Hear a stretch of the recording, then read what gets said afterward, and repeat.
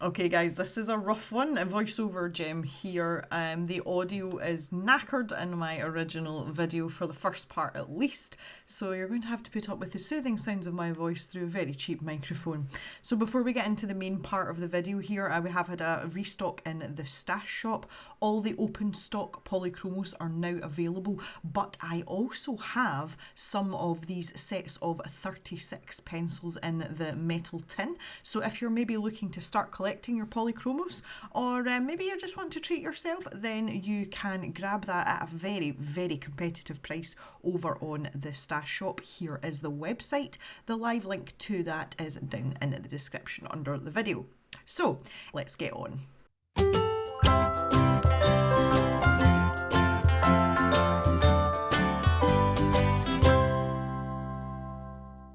So you can see here I've got a stack of sketchbooks. I just wanted to talk briefly about this before we go into starting a new sketchbook. People have asked me about the numbering systems in my sketchbooks before, so I just wanted to give you a quick sort of overview of that. I do just number them sequentially, and obviously I started at number 1. They are not all generic sketchbooks or what I call my everyday sketchbook, and so some of them are still active and some of them are complete, even though this new one will be number 9. That is the black Art Deco sketchbook with the black paper in it.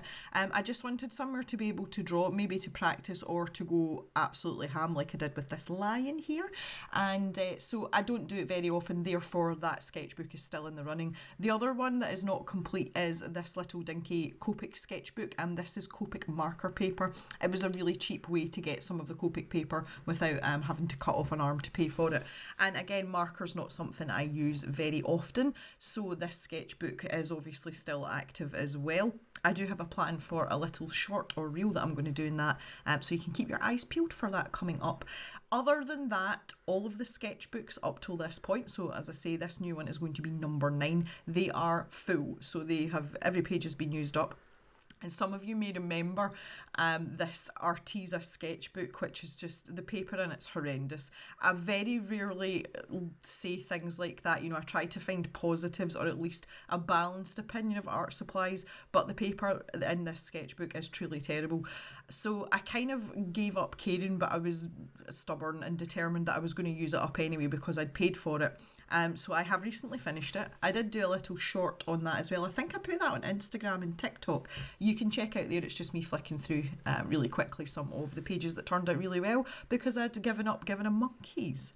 So with that being finished, I now no longer have a sketchbook that takes watercolour and gouache. So that's what this bad boy is for. And this is one of the Sea White watercolour journals that I sell in the stash shop. These are really, really popular to the point where they go out of stock really quickly, and I've been able to introduce different formats. So it is available in portrait and landscape, but it's also available in A6, square and now A4 as well. So that's something, the reason that they are so popular is because they are pretty cheap and the paper is really, really good quality, but it's also sized as well, so that helps with buckling and the like, and it's pretty versatile. I did do a road test, a cave road test on this when we first got them in before I decided to stock them in the stash shop. So if you want to check that video out, I will leave a link to that at the end card, and you can watch that and just see how it performs. And I mean, we chucked quite a lot of stuff at it. So, as is tradition, and a lot of artists do it, the first page inside a new sketchbook is usually like a cover page, and I like to put the date that I started it and the date that I completed it with some sort of pretty picture. The other thing I was going to say as well, you know, normally I have llamas on the front of my sketchbooks. I felt that the Jack Daniels sticker was very appropriate. It just goes obviously because it's a black sketchbook. So I want to thank Caver Terry for that, and our nephews, because it was her that sent it to me, and our nephews work at the Jack Daniels distillery. It's like my mecca. But also, not to be outdone, I do have this little dude on the inside cover, and this was also sent to me by a caver. This was sent to me by Daria as a part of a little birthday package. So it's still keeping up the llama tradition, just on the inside cover. Anywho's, let's get down to what we're going to do with this page. So the first thing I do want to do is obviously to sketch out some ideas. So I'm going to use my big yellow sketchbook for this, my Leuchtturm, and this is my generic sort of day-to-day sketchbook. It will take a little bit of water, but it's not going to take the battering of gouache and things that I've been using, you know, on a regular basis. So that was one of the reasons why I wanted to start another sketchbook with watercolour paper in it. So let's do some thumbnails and decide what it's going to look like. So I've got here a Fancy Pants black wing pencil. That's one of my scroller box ones that I bought. So the first thing I want to do is think about the layout, so where the writing is going to go, because I like to put the dates that I start and finish. So I wanted that in the top right corner, and that showed me what space was available to actually put some features in. So I've got like this L shape and a little bit up that right hand side. So in the second thumb, the idea was to think about what I want, and I'm really into like forest scenes and stuff. So I'm thinking maybe a waterfall down that left hand side. That would frame the, you know, the lettering quite nicely. A little pool at the bottom and some vegetation. And then the right hand side, I think, well, you know, I want to kind of frame the lettering as much as possible. So I'd maybe have like a, I don't know, like a big tree or something down that right hand side, and it could maybe fall over onto the part with the lettering a little bit more. So, you know, we could put something like that in there, and that's going to look fairly good. And maybe some details, some fronds. So decided I never ever use these watercolour pencils, and I thought, well, in this sketchbook it takes a wee bit of water, why not? So pretty, so pretty. I don't know why I don't use watercolour pencils, they're not my thing. So I've decided to go for yellow where the writing's going to go, so that the lettering, which is going to be black, will stand out. So have like a sort of centre point there, and then fade out into some more foresty colours. So I picked some quite pretty pencils. I wanted a sort of lighter green, because obviously yellow goes into light green quite well if you mix them, because I'm planning on doing the background in watercolour just to get some, you know, interest and a sort of paler background. But I do want the outside edges to be a bit darker, again, to sort of frame that lettering and really draw the eye in. So I've gone for a darker green. And I kind of swithered a little bit here. I think it's helio turquoise I've got.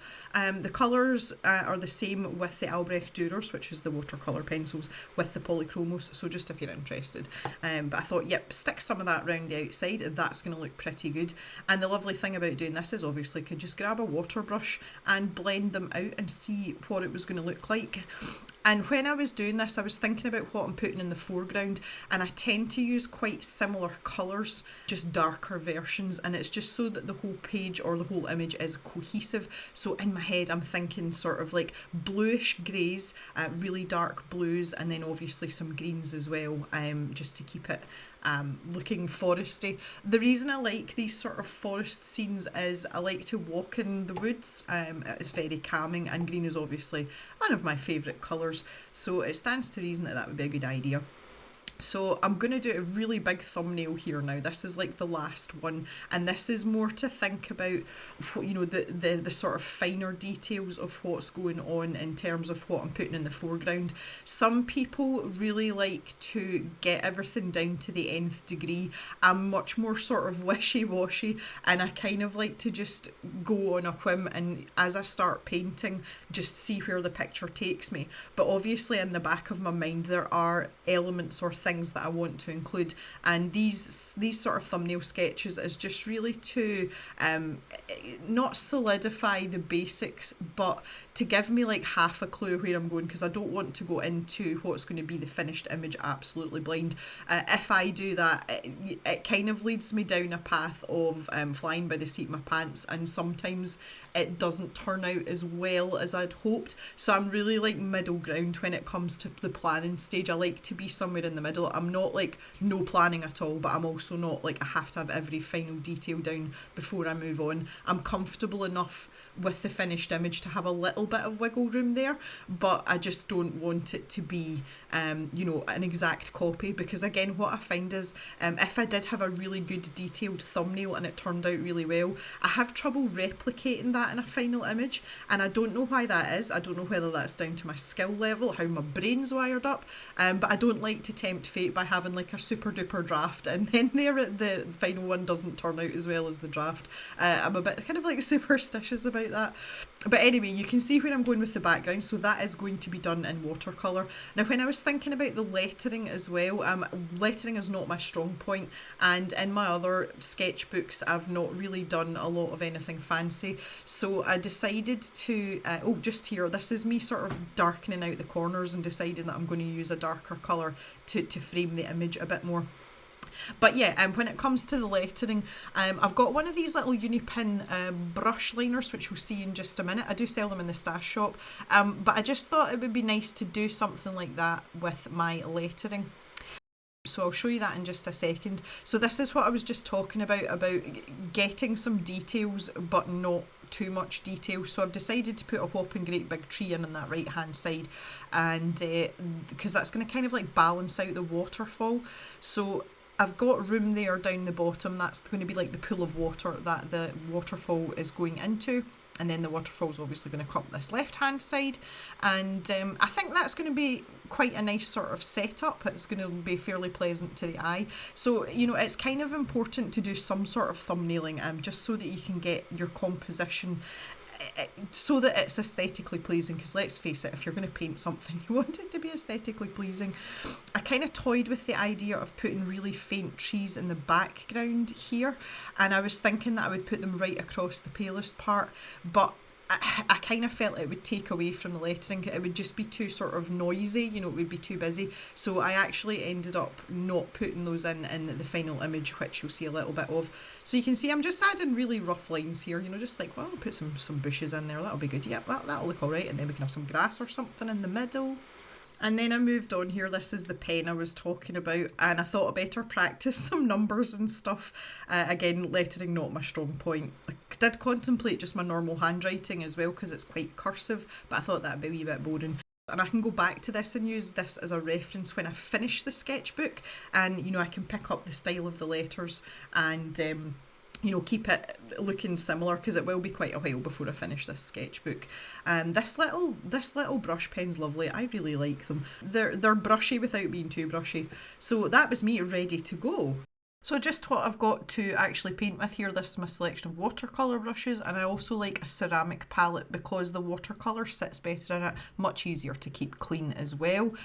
You don't get the same staining on those as well. I've got a jar of clean water here, that's for mixing. I keep a lid on it so the doggy hair doesn't get into it, and I've also got another little jar that's got a paint puck in it, and that's for obviously to wash my brushes in. So I am starting off here. I've brought out Julia's flat colours, and I will use some of those. I'm particularly eyeballing Caspian at this point, which is one of the newer colours, but I also brought out our spangly tin because you just never know when you might need a bit of spangly. So pretty. So I'm keeping that to the side just in case I decide that I'm going to get my fancy pants on.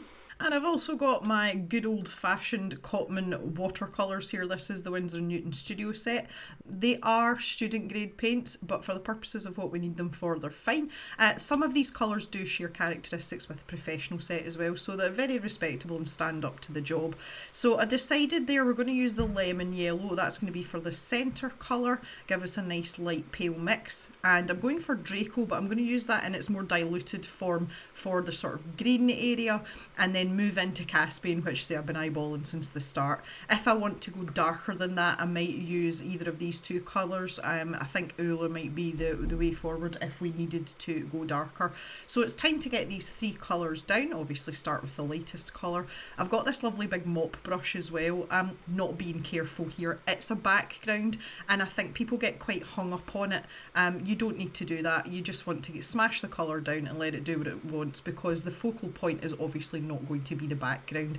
You can tidy it up a little bit like I've been doing here, but that's basically it. So I've got some tubes of gouache out here, and you can see I've got a selection of greens and blues, and I'm just using different brands based on, you know, what I fancied. So I'm really into this Talons white just now. White's obviously a good mixing colour, and I've also got this kind of lighter grey colour. This is the Arteza one. I find this better than black sometimes when I'm using lighter colours if I want to, you know, sort of of tint it rather than the sort of harshness of the black. It's just a little bit more delicate, and you don't need to be quite so careful when you're mixing it in to end up with like a muddy black.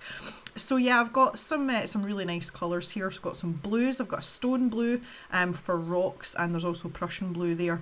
I've got some greens. This is the only Holbein gouache I've got, and I've not used it before, so I'm quite excited to add this in and give it a bash. So off we go. So I'm starting in the background here. We want to think about layers, so we want the gouache to be quite watered down, and the further into the foreground we get, the thicker the paint will be. So it's got some sort of transparency to it here, and I'm off on a wee whimsy here. I just thought I'd stick a wee tree in there. And this is me placing the waterfall using a flat brush and some very watered down Prussian blue. And a flat brush is great for creating these sort of pool shapes as well. If you use it on a side like this, I really like it. So waiting for that to dry, add in some more branches up the top there. Again, thinking about this framing the picture. The next layer's closer to the foreground, so I've mixed some blue in with that turquoise colour, and you can see it's a wee bit thicker and it's given a bit more detail, so I'm really pulling it away from that light source at the back. I thought I would add in a wee funky tree in. It looks like kind of like a willow tree or something. So now I'm just blocking in the rock area at the side of the waterfall. So this is using the stone blue, that's the Arteza colour. It's kind of like a denim colour. And at this point I'm literally just blocking it in. I don't need to be careful. I just need to make sure the paint is thick enough that it is covering up the watercolour behind. And there's a lovely natural line created by the watercolour on this right hand side. So I just took that opportunity to use it as the base of this massive tree and put a little rock in behind that's going to be kind of like peeking out. And the next thing I did then was mix some white in to give it a lighter shade and start adding some texture to the rocks. I was going back in while the paint was still wet and just to sort of blend it out to get rid of my brush lines. Obviously depending on the shape of your rocks, depends on how much you're going to blend out. Now here we go, waterfall. This is just a Prussian blue and it's quite watered down, and I'm using this flat brush, and you can see that I'm letting the paint run out at the bottom, so to speak, and it's creating quite a dry brush stroke. That's deliberate, and obviously it's to give that feel of texture of water, so I'm kind of trying to keep that to a minimum, and then adding in that same colour to the pool of water just to give it a little bit of texture and movement.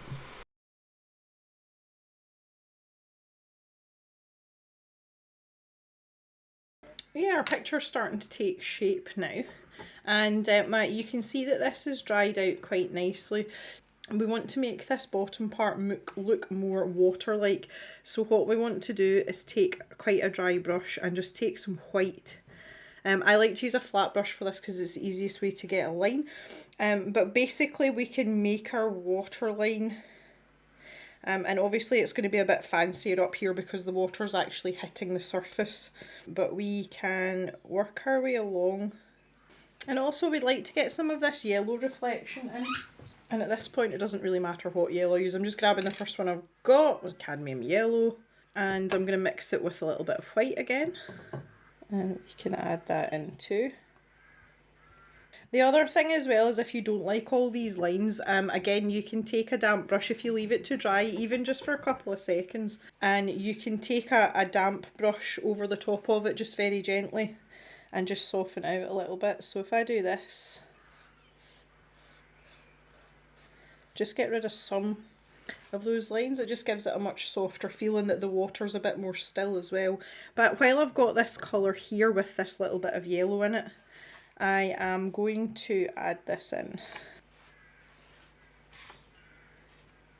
just on this edge here, so it's starting to pick up the colour. But what's going to be more prominent here is the actual movement of the water, so we really want to do this with white, and that gives us that feeling of movement down here.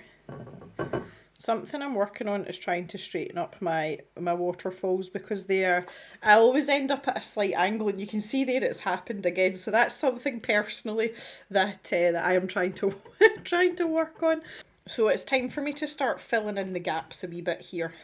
This was one of the tubes that came in the job lot with some of the paints I've been selling in the stash shop, and it was the only tube of gouache, and I hadn't used Holbein gouache before, so I thought it might be a nice idea to try it. And the other thing that we can do as well is we can add in some mossy parts. So with a dry brush, we can add that in some of these rocks here. Now that that little patch is dried, I can go back in with my gouache a wee bit thicker this time. I've decided that this area of watercolour here, you know, this square that we've got on the bottom, I've just decided it's a rock, so I'm going to make it like there's things growing on it. You know, this is maybe like some ivy or something that's just kind of crept up, and there we go. Like we've just kind of like joined it into the into the foreground there, which is lovely. And this is what these pictures about. It's just about like building up a tiny little bit at a time until you get to a place where you're happy with it. Okay, so it's time to tackle this big boy on the right hand side. I feel that it's time. And I'm going to a bigger filbert brush. This is the Escoda Prado brushes. And so I'm grabbing this Prussian blue. Now I'm trying to make a decision as to where my branches would be. This looks like a bough here, and I think it might come up and round like this. Sometimes we've just got to be brave. And then to balance it out, we need to do something here. So I'm just going to build up some leaves here. I do have a specific brush for this. Again, it's an acrylic paint brush. It's the Winsor & Newton, from the Winsor & Newton Galleria range. And I just like the way that when you press down with it, it gives you a certain shape.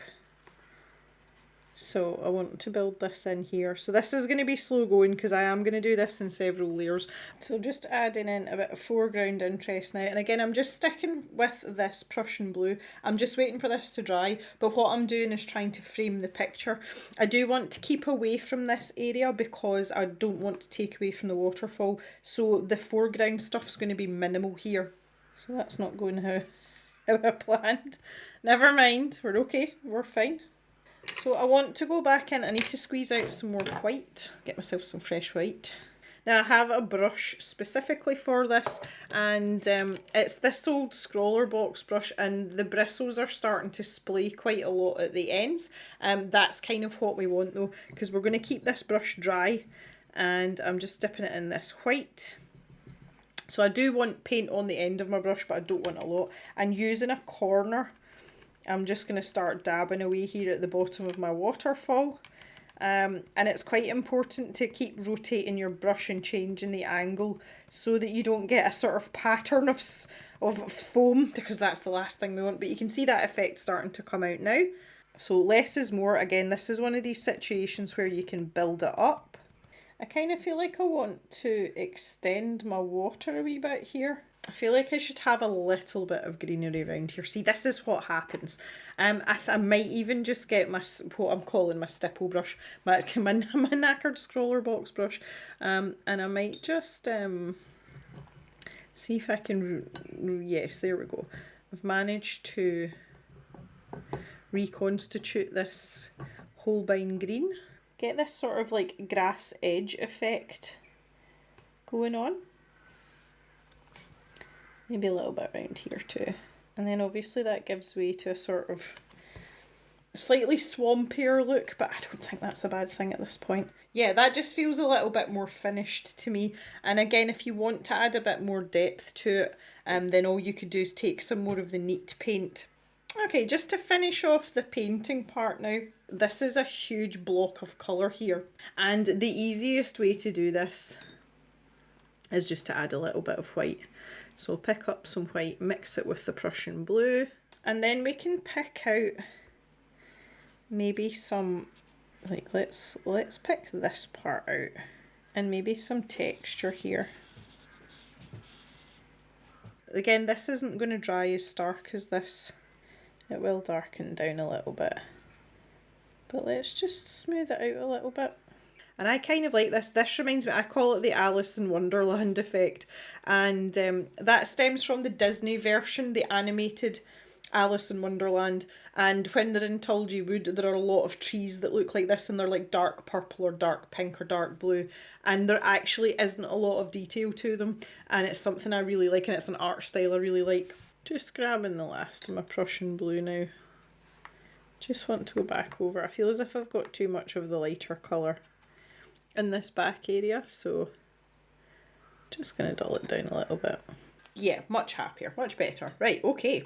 Okay guys, so there we go. We've curled up a little bit. That will straighten itself out. Once it's completely dry, I will turn it over and put a like a heavy book on it, you know, on this back side, so that it dries off properly. And I'm going to let that dry for a good bit before I put my dates in.